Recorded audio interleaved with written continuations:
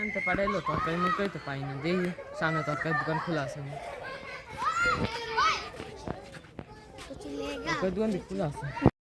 সবজি তাজা তাজা সবজি আছে, কমলি শাক আছে, কচু আছে, কচু কাছে কি ভালো ভালো তরকারি আছে? হ্যাঁ ভাই, আমার কাছে ভালো ভালো সবজি আছে, দেখুন ও একদম তাজা, মাত্র গাছের থেকে নিয়ে এসেছি।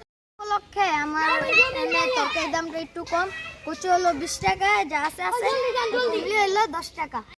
এই বলো কি করছ বেটা, রমজান উপলক্ষে বেটা 50 টাকা ওরা বেচবি তোরা, 50 টাকা কো?